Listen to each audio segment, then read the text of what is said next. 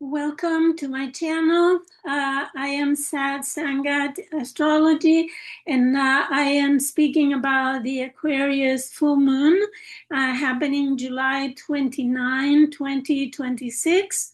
And we will describe and analyze the chart and discuss the aspects and all the interpretation of this amazing and intense full moon conjunct Pluto in Aquarius.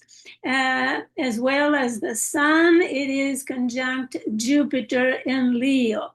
So it is a potent full moon. We will see the traits and the aspects and everything about it. So I want to remind you the way this moon cycle started. It was at 21, 22 degrees of Cancer.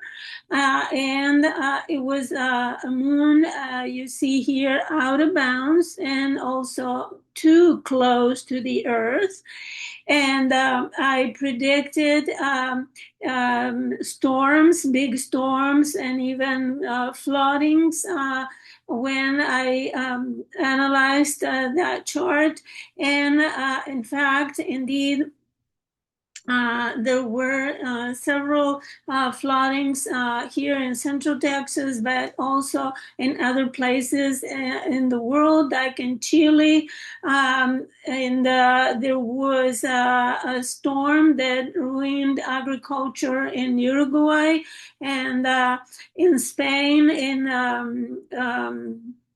Asturias in Spain, north of Spain, and there were also displacements of soil and the ground in China. There was a big typhoon over there, and during this cycle, we'll continue seeing those effects because this is not just one point. In time, it's a cycle. The moon is the new moon is a cycle relating the sun with the moon. So we will continue seeing those effects. For example, there is a storm Bertha that is heading towards the south of the United States and the Midwest and towards the coast of Texas as well. So there have been lots of storms, big storms. And as I said in the previous video for the Cancer new moon, this strong moon, as it was, it is associated with a lot of water, and even I myself. I noticed that I was retaining fluid during that period of 2-3 days before and after the new moon. So I am doing a series in my channel in Spanish. I'm doing a series about the moon and how the moon every 2 days changes signs and changes the energy. If you are interested in following and synchronizing with the energy of the moon as it changes signs, please let me know because I would love to make that series daily astrology, lunar astrology every day for you too. So I've had great success in my Spanish channel with this series about the moon because we are so close to the moon is so close to us and is affecting us in every way. No, it's not surprised that the moon is also associated with our daily routines and our daily moods or changes in emotional state. So and I wait for your comments. And so I wanted to remind you that the cycle started in Cancer. The waxing square was in Libra at the end of 28, 29 degrees of Libra, and in opposition to Chiron, with the building of the um, the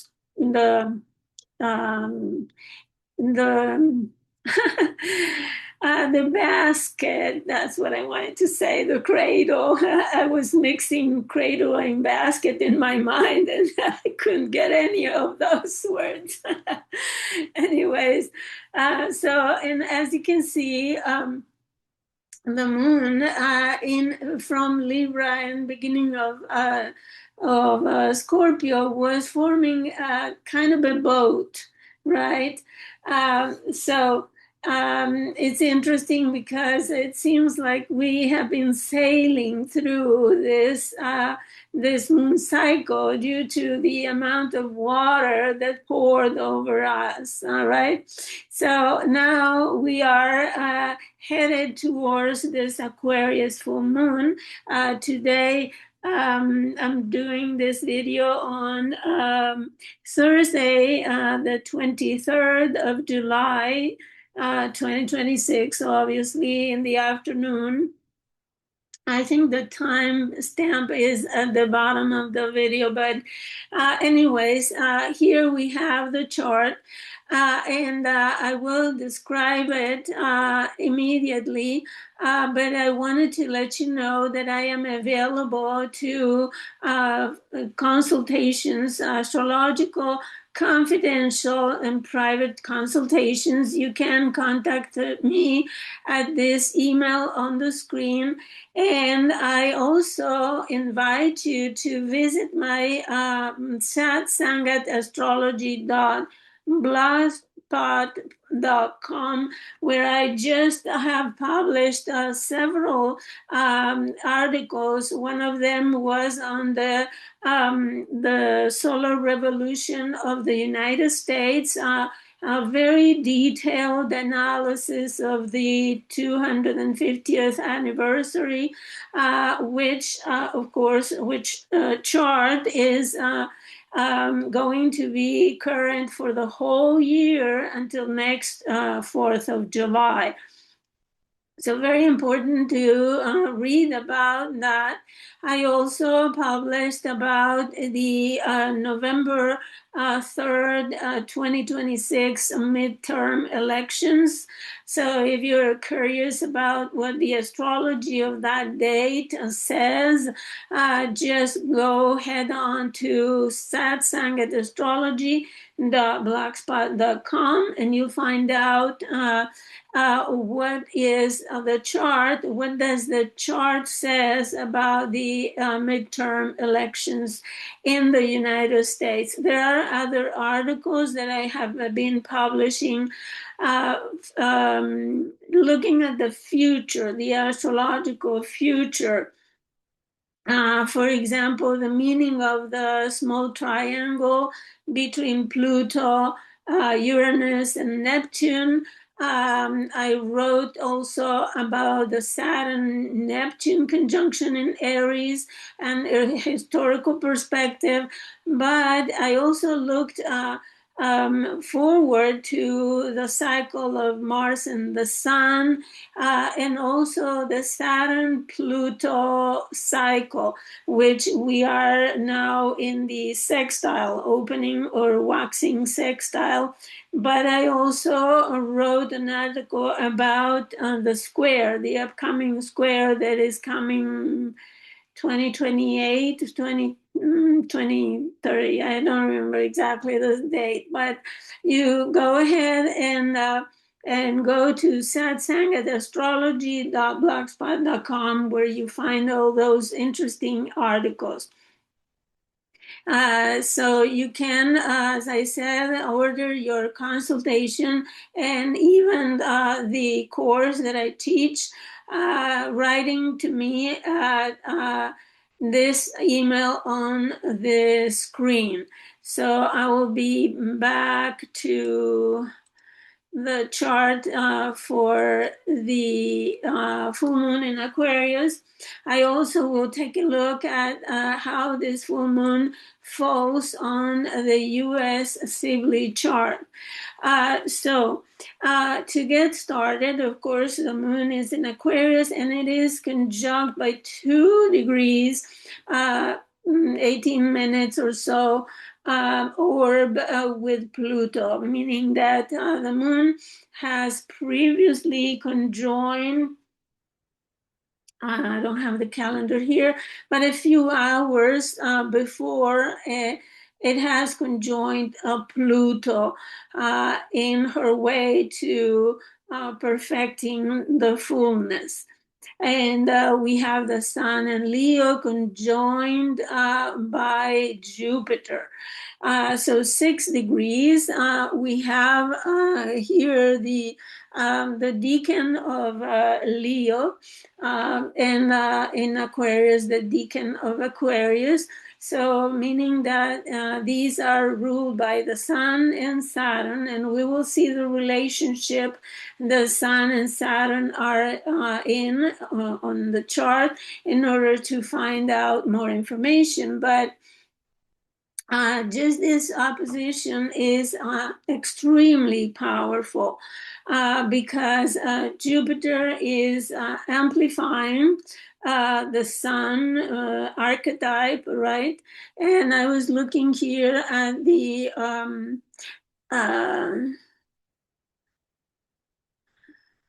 uh, it is in the term, the Egyptian term of Jupiter as well. So the Sun and Jupiter are in a Jupiter term, which means more, even more expansion, right? We can see a certain authority figure that is has an overinflated ego and the ambition to conquer, right? To go and not only explore but also conquer the world, right?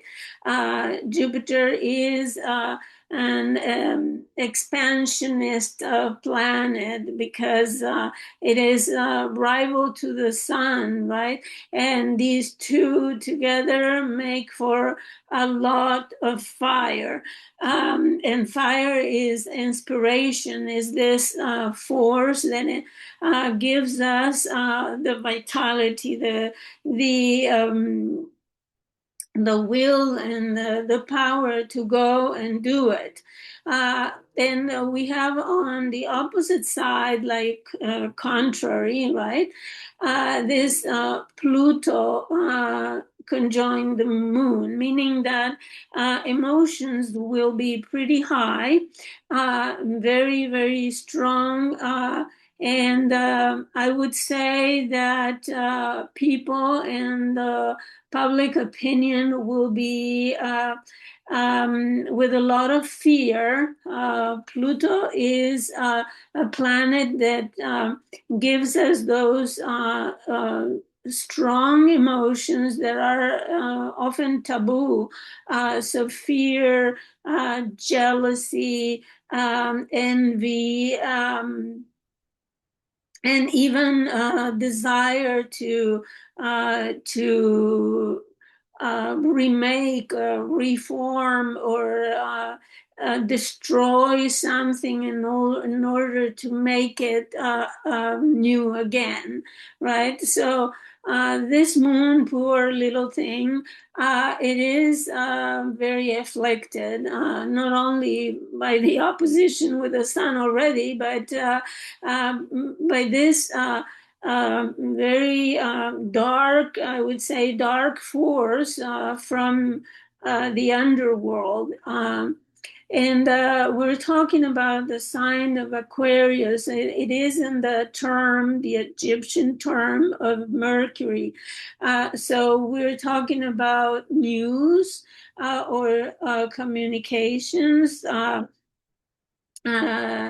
social interactions, especially through networks, internet, and publications, right, and that have a broad reach. And so this moon represents all those the power of information, the power of networks, internet, and also science and scientific data, for example, right? But Aquarius is also the sign of the visions for the future.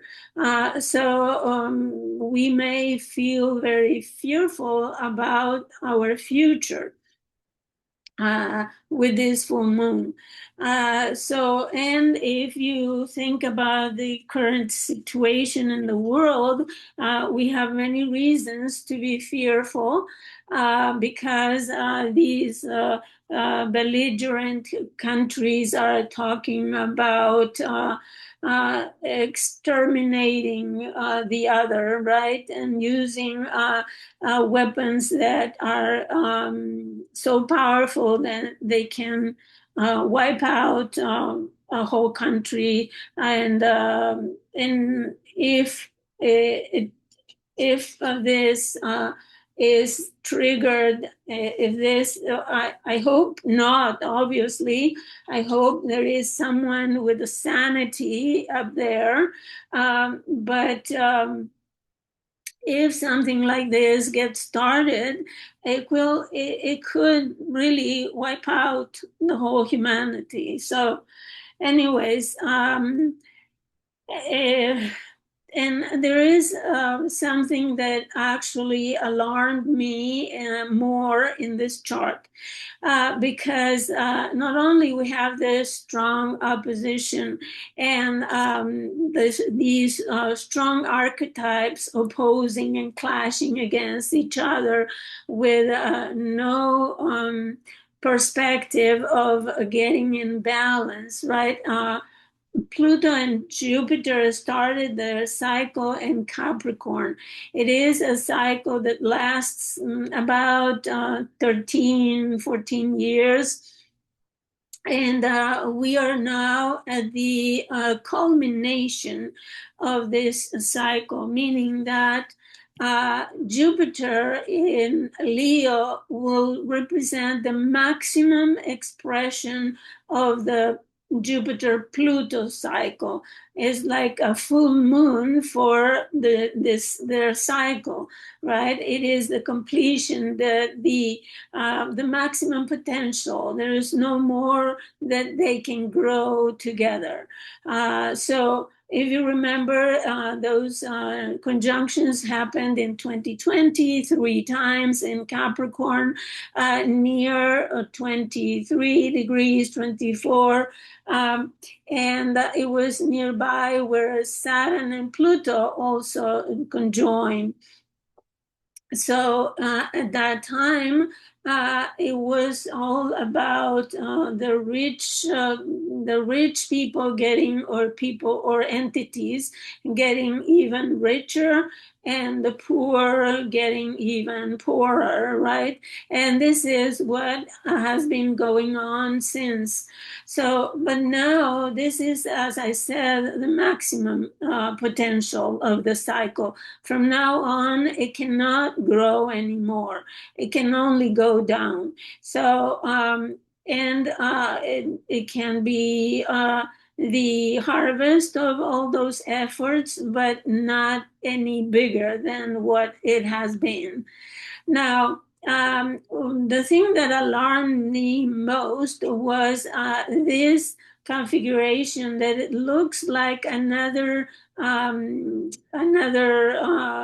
kite, and the lines in red, which are and I'm going to read something about it because oftentimes when talking about sesquiquadrates, we say, oh, yes, it's conflict is kind of a square, and it's blah, blah, blah. and we kind of underestimate them because it's a minor, so-called minor aspect. But if you look at this configuration, you will understand what is going on. And I'm going to read from The Eagle and the Lark by Bernadette Brady, what she has found out about the sesquiquadrate aspect, which is, by the way, it's a square and a half, meaning it's 135 degrees. So in this case, Mars, it is 135 degrees away from Pluto, waxing, right? It's a waxing sesquiquadrate. But Venus is waxing, it's a waning sesquiquadrate going towards Pluto, meaning closing their cycle, the Venus-Pluto cycle. So she says that the key principle of the sesquiquadrate is frustration of action that eventually leads to a delayed achievement. Right? So this aspect is a combination, as I said, of the square and the semi-square, both mathematically as well as philosophically. This allows the action of the square, but only after the considerably frustration of the semi-square, right? Because she also explains previously that the semi-square is where you make an effort, but there is no result. And so it gives frustration because you cannot succeed in your efforts. So once there is a considerable effort without success, it causes either by the individual through procrastination or by actions of another.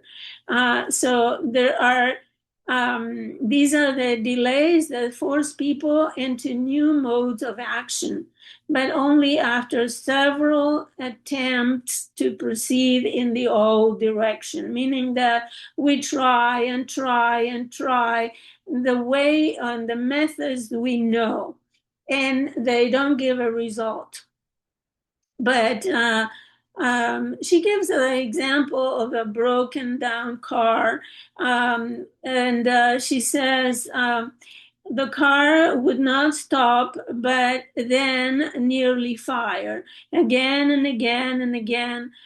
So it's a car that doesn't start, right? And you try and try and try, and sometimes it runs, and sometimes it stops. So it frustrates you because you cannot achieve it, and so eventually the car would need to be repaired, and the person would have to use public transportation or some other means of transportation, right?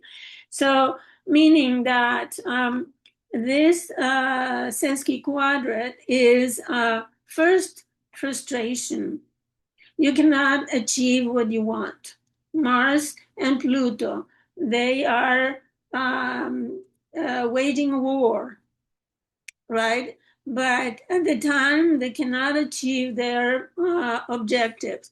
And there is this clash between those two countries, and they cannot, they don't give in, they don't give out, they are pushing and pushing, and they are frustrated. The Strait of Hormuz keeps being closed and unavailable for most of the big cargoes, and they keep fighting, but they don't obtain the result they want.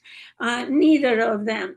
So then there will have to be another way to do it. And here we have Venus in Virgo. Venus in Virgo is trying to make people understand the ways, different ways to make peace, right? Venus would like to make peace. And in Virgo, she is exposing, well, we have this thing that is not working anymore. We have the other thing that is not working anymore. Venus is saying, well, there are certain problems, right? Virgo is the main work of Virgo is finding the problems, and Venus finds all the problems that she can find, and she represents resources. She may represent also sources of energy, right? The energy that we need in order to live. So Venus in Virgo is saying, well, here are the problems, and we need to analyze these problems and in order to make peace. So this is the other Sesqui quadrant that Venus is working with Pluto, closing the cycle, as I said, trying to come up with solution. This is Pluto is the power that wants to impose on on the other party, right? Pluto is relentless in its forceful imposition of power. It's not just the will that Mars represents, it's actual force that forcefully imposes over the other, right? And Venus is saying, well, she's very little and very refined and all that, and she is showing, well, we have to solve these problems. But the interesting thing is that the midpoint between Venus and Mars is the conjunction of Jupiter and the Sun. So, and we have a square between Venus and Mars. So, meaning that whatever Venus is exposing here or communicating, Mars does not agree, right? Mars is planted in Gemini, right? Dividing those two factions or those two parties. And Venus is saying, well, here, hello. But she is not being heard, right? Venus and Mars don't get along very well. On the contrary, and especially if they are in a 90-degree angle. So the midpoint would be a way of giving, the way of solving, right, this dilemma between Venus and Mars. However, if you go back to what Bernadette Brady says about the semi-square, so let me read it for you, because the Sun and Jupiter are semi-square to Venus and semi-square to Mars. So the key principles Bernadette Brady says is frustration of action that leads to a null result. So the semi-square, she says, seems to have one purpose in life, and that is to teach us patience and persistence.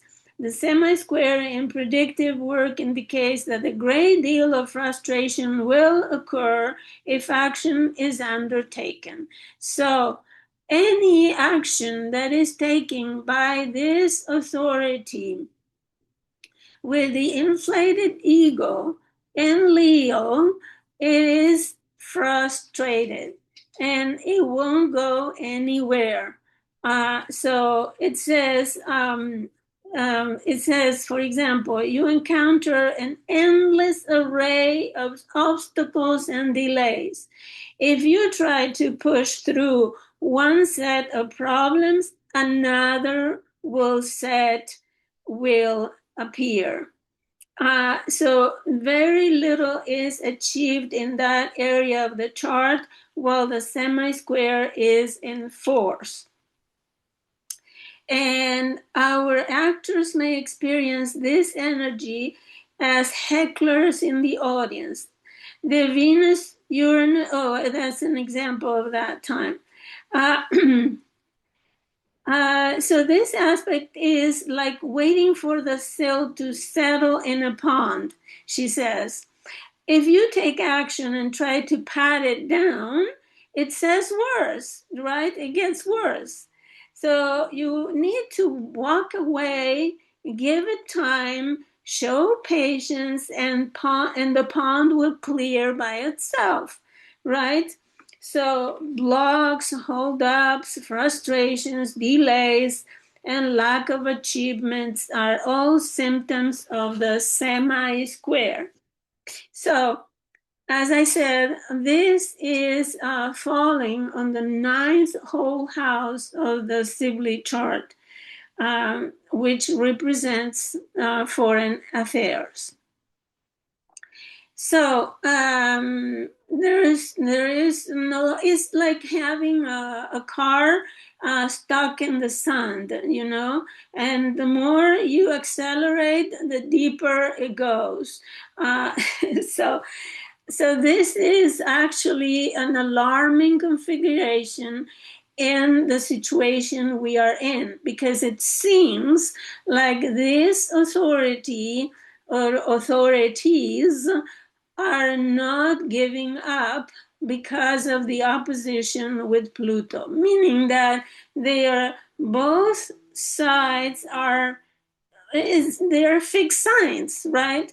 Leo and Aquarius, they will not move 1 centimeter. And in your personal life, you need to be very careful if you have a relationship with this problem. Let's say you need to walk away and be patient and wait until better times, which may or may not come up during the eclipse season. But the eclipse season usually brings sometimes ruptures, and ruptures with an RU, rupture, and breakups and breakthroughs. So we really don't know, because eclipses are wild cards. Things may happen out of the blue, unexpected. They have the kind of Uranian energy. So I would say, if you have a problem that does not give in and you have been frustrated, so leave it alone and go on vacation. I don't know, go for a retreat or do something to rest. And then in a month or two after the eclipse season goes through, and you have a clearer mind, you may solve this issue. But I think this is the most important thing I need to tell you about for this full moon. However, so I need to say that the moon is and Pluto are ruled by Saturn. And Saturn in Aries is a stationary retrograde, and it will be for a few days. It will be stationary there, and it will. It's another sign that being stationary for some time. It's another sign that things won't go anywhere. So the other modern ruler of Aquarius is Uranus, and Uranus is in trine with Pluto. So Uranus in Gemini will work with the information, and will pass this information through Neptune and to the moon. Meaning that this small triangle is kind of tricky, because having Neptune at the apex, it says that there is something deceptive about the this chart. There is some things that are not clear. There are things that are confusing, and Aries is the sign of uh, the first impulse, right? The pioneering, the getting started something. And Neptune, it is very confusing, and meaning that we don't have all the information that is needed, and sometimes we may be deceived, or we may be deceiving, either intentionally or unintentionally, because we are confused and we don't know really what we are doing. So be careful about the news, the information that you read about the whole situation. Try to select sources of information that are academic, or that are insiders. There are people who are well researched, and they know what they're talking about, because either they have knowledge firsthand, because they research it themselves, or because they have access from inside information. So and if you need information about your problem, make sure that you take the time to investigate whatever you need to know before you continue, as I said, accelerating this car stuck in the sun, in the sand. So don't waste your energy in something that it won't give you any results, at least for the time being. But unfortunately, there are obstinate people, stubborn people who, bang their heads against the wall without seeing through, because the only thing they see is just the wall, and they bang their heads against it. So they, unfortunately, finish with a broken skull. Anyways, when I need to read my notes and see if I forget something. So the conjunction Moon Pluto, there are very transformational emotions here, as I said. And there could be, at a personal level, a subconscious crisis. Be careful with internet blackmail, sometimes emotional blackmail. So if you are on social media, and just take a vacation, disconnect, because it won't be any good at this time. Um, um, Okay. So Jupiter and the Sun in Leo could be visionary. They could envisage a future so big that is unattainable, bigger than life, right? Oftentimes they are associated with actors who have a bigger than life performance. And there is usually self-aggrandizement for the people who are affected by this.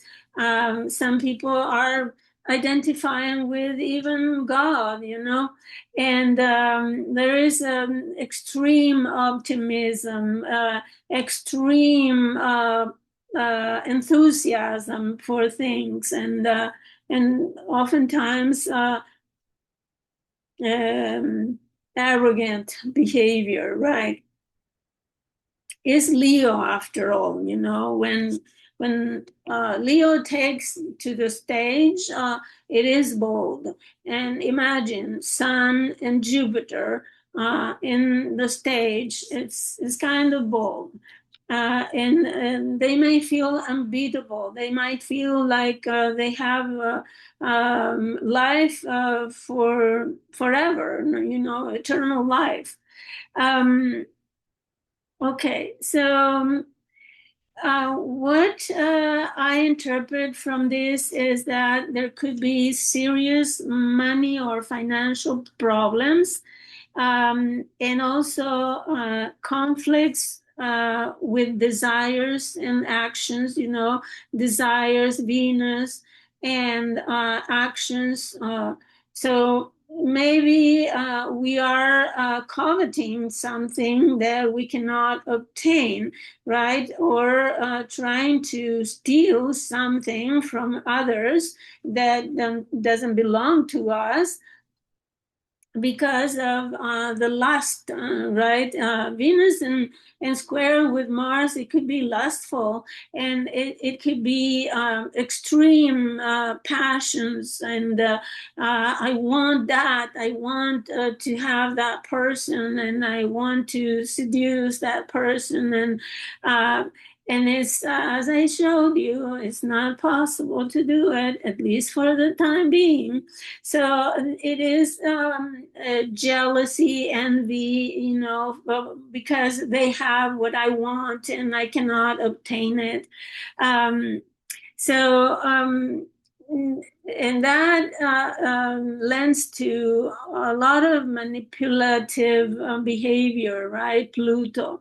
So this, if you see two sesquiquadrats and one square, it's very tense. And it doesn't have, because it's a closed triangle, it doesn't have a way out. So it is around and around. Okay.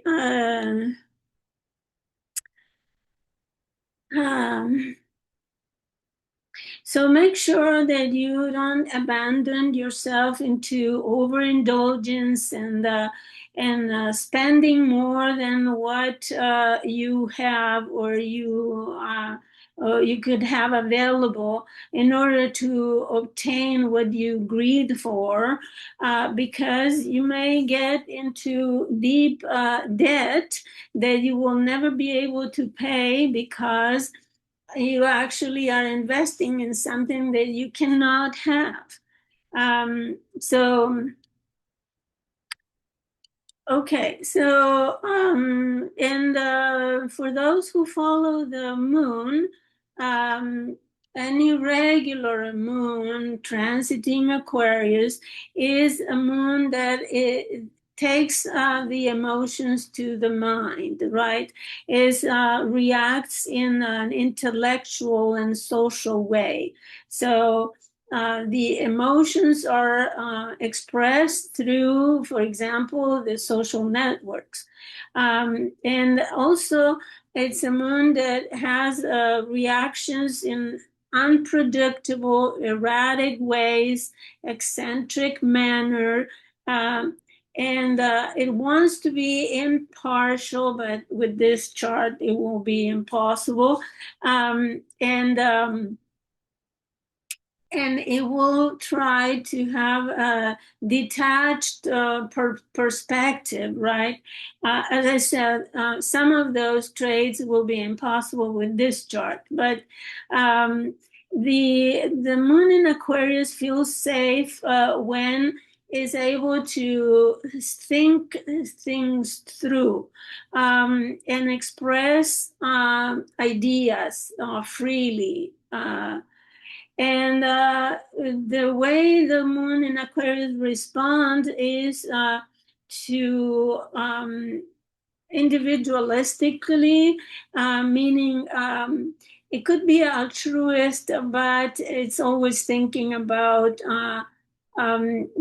how their ideas are correct and not the others. So that's why the opposition Leo Aquarius can be so stubbornly ideologically. um, um, Okay, so the way to resolve this could be social interaction, accepting the differences of ideas. I mean, it's so difficult with these fixed signs because Leo shines the light, thinks that they have in their own rights the authority, and Aquarius says, well, but actually, we, the people, have our say. We have our opinions also. So, anyways, I will show how the full moon falls on the Sibley chart. Here we have the chart for the United States, 4th of July, 1776, 5:10 p.m. in Philadelphia, right? Ascendant is 12 degrees of Sagittarius. And as you can see, we have the Mars return. Is reminding us of the birth of the country, which was through a war with and someone else, right? With the British. So so Mars returning to this place every 2 years. It's another episode, right, of fighting. These let's talk about the full moon. The full moon coincides exactly with the nodal axis, and it functions similar to an eclipse. Why? Because the sun is with the north node, the moon with the south node. So it works as an eclipse. And it's empowered, let's say. It's not like a regular full moon, but it emulates the energy of an eclipse, meaning that it's bringing something very Uranian kind, you know. It's not that Uranus is directly implicated, even though it is 4-degree orbit from returning to the natal place. But I mean, all eclipses have this Uranian kind of vibe. And the Sun conjunct Jupiter, it falls on the ninth house of expanding abroad and leaving behind the people, right? The moon with the south node, who is suffering. And is also foreign affairs, right? Not only expansion abroad, but also foreign affairs, conquests in um,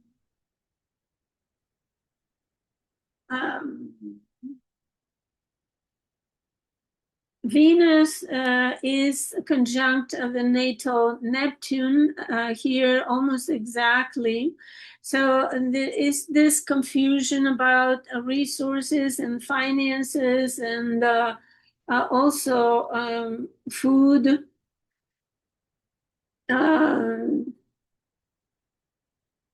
This smoke and mirrors in the financial sector, and it's showing off a reputation of benevolence. You know, Neptune in the 10th house of the chart, which is associated with charity and religious bonanza and trying to sell a beautiful image to the world, right? This a spiritual image and very benevolent and but at the same time, very sneaky, right? Because it's not exactly what it is. It shows one thing, but it's not that. So that's what I mean. It is misleading image. So Venus is also squaring the natal Mars, and I already described that. And it may represent military losses. Um, Army may invoke religious motivation for the reason for action because of Venus on on Neptune is this Jupiter in the ninth also like a crusader, right, to save the world. So what else?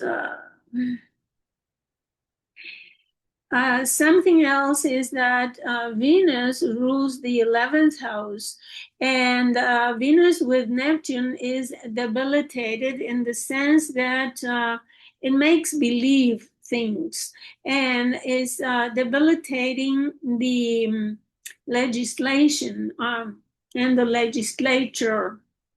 Congress is 11th house is Congress, and so this indicates that it's weakening. Of course, we have seen it, and also rules the sixth house, meaning that sixth house is military service and military officers, and so people who defend and who fix problems.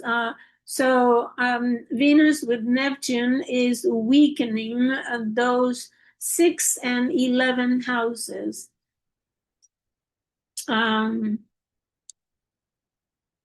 Okay, so, and it might also mean the suspension of Congress or the dissolution of Congress and even the suspension of the Constitution. And Mars return is romanticized by the square to Neptune right here.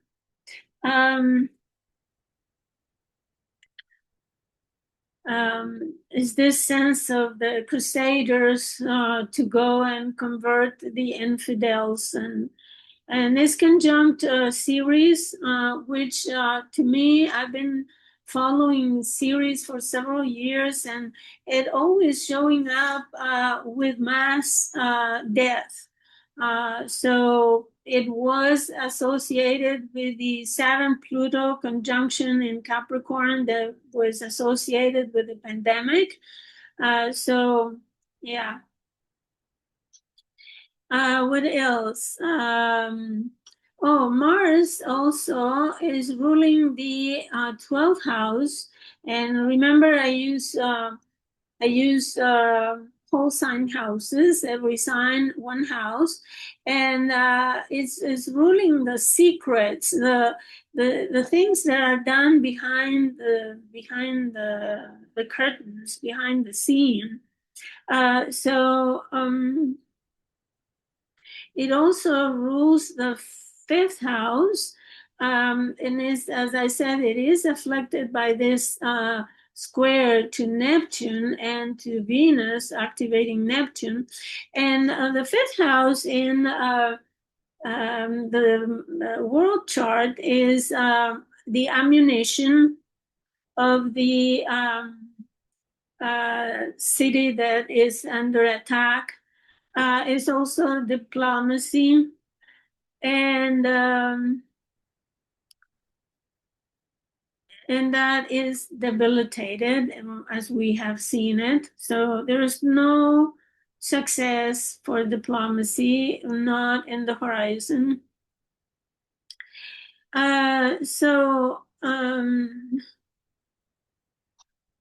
There is also a danger of prominent women or a woman because she or I mean some woman in prominent place could be in danger because of the square with Mars and also the conjunction with Neptune. Um, the other important thing is the Saturn opposite stationary, transiting stationary opposite the natal Saturn, which is almost exact by 4 minutes of orb. So it is actually in square with the natal Sun, meaning the president. The president may be here blocked and constrained by Congress and the law, but as well as I said, the ammunition, the lack of ammunition, and the lack of diplomacy. Fifth house is diplomacy. So those two things are blocking or putting obstacles or delaying the authority. The ascendant of the chart at 29 degrees of the 10th house. So the ascendant of the full moon chart charted on Washington, D.C., is the last critical degree and on the 10th house, meaning the executive power.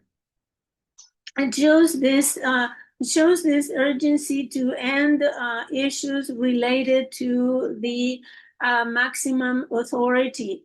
I mean, the executive power is very anxious to wrap up things and is a critical degree. So meaning that they will finish things as fast and expeditious way possible, right? And it's also the party in power, meaning in this case, the Republican Party, which is, I mean, it's a critical situation, very, very critical. But an angular placement coming to an angular house is putting that in prominence. So meaning that the 10th house or the executive power, it is very important for this event of the full moon. So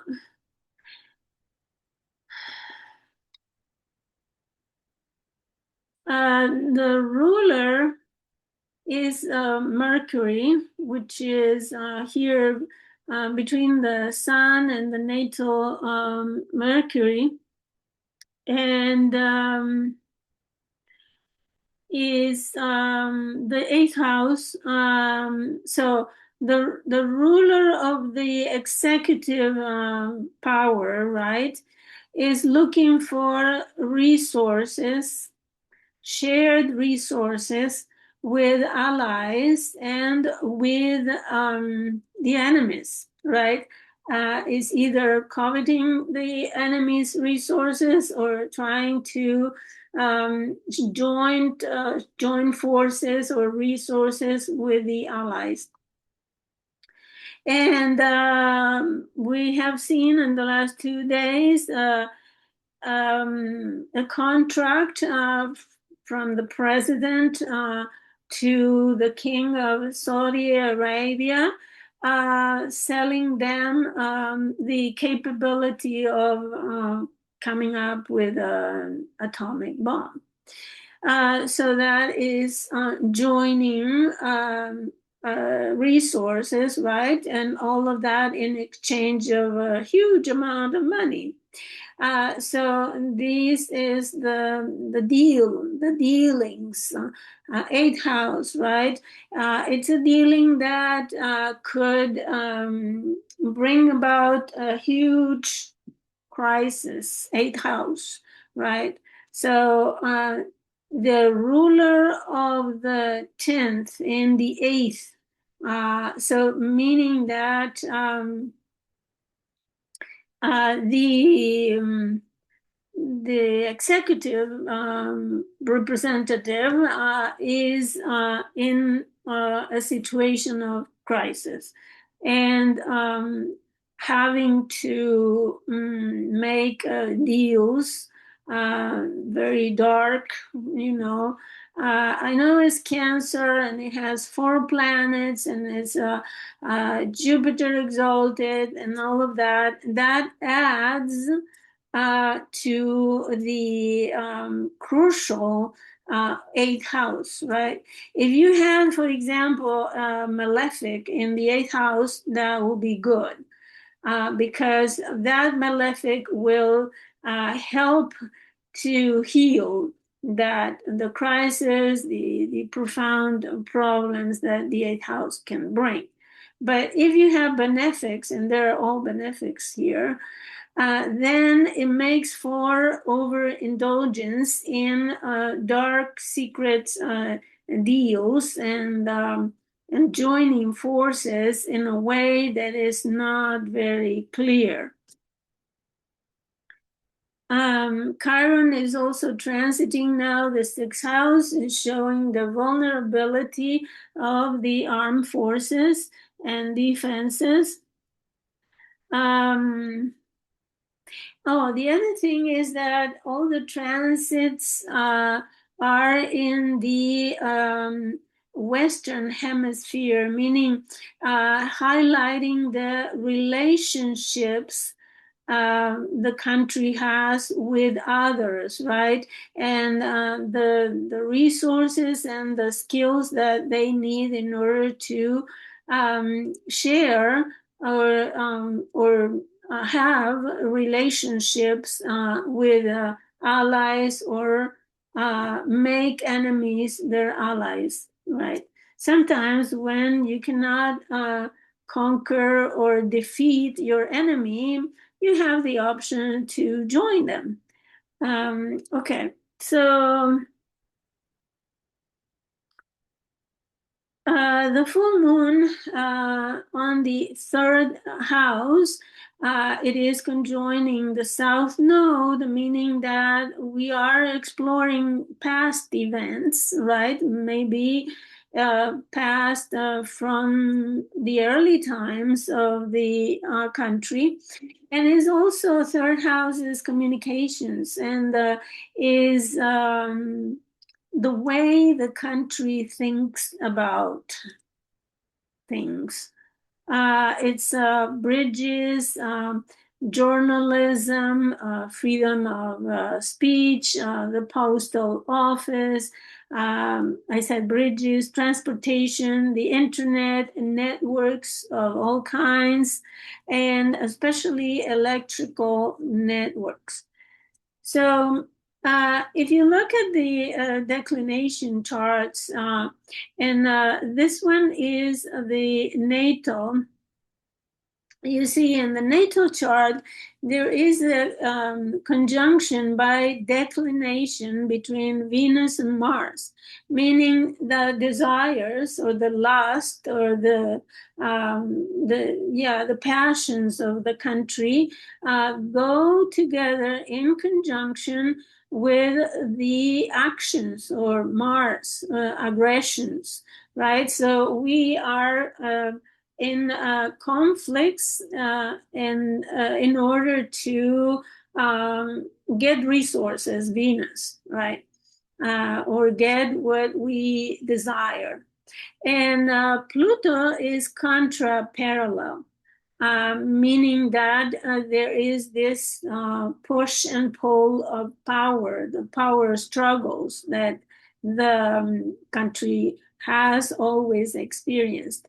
Now, the transiting declinations, we don't have anything out of bounds yet, because Mars will be out of bounds pretty soon in August, and Pluto will be out of bounds as well in August the 12th. But now they are also contra-parallel. So the power struggles continue. It's like an opposition, but by declination. Mars and Pluto are contra-parallel.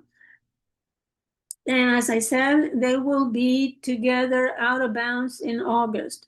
So I don't advise you to try to solve any problem you have right now for a couple of months. So avoid, as I said, take a vacation, go for walks every day if you cannot travel. Go and stay on a retreat. Go on a family party. I'm not sure what you choose to do, but try to avoid confrontations because they are not going anywhere. Okay.